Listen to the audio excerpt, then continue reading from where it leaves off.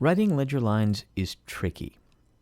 We always want to keep in mind that the idea of a ledger line is to extend the lines and the spaces of the staff, which means we want to keep the space in between the ledger lines roughly equivalent to the space that we have between the lines of the staff.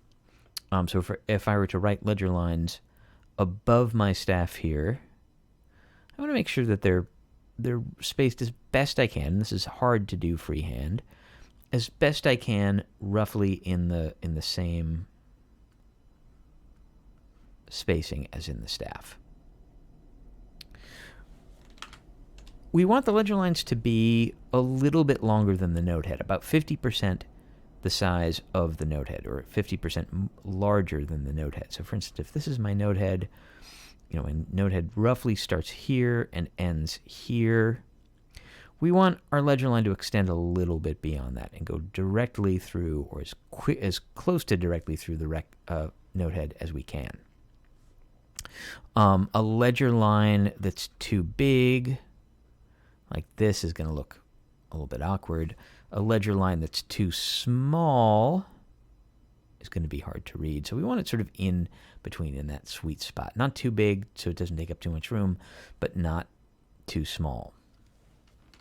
It becomes harder once we start to extend our ledger lines up or down. Once we get past maybe about 4 ledger lines, things start to get really, really tricky, especially as you're working freehand. Sometimes when we're doing this for real, we might use a ruler if we want to be very, very precise about the spacing of the ledger lines. A ledger line can go through the middle of a note head, and a ledger line or ledger lines can go between a note head and a staff. But you are never going to find a ledger line on the far side of a note. So you're never going to find a ledger line below a note that is below the staff. You are never going to find a ledger line above a note that is above the staff.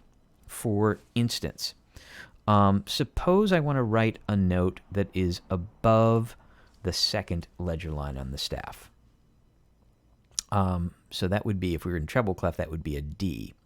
So here's my first ledger line above the staff.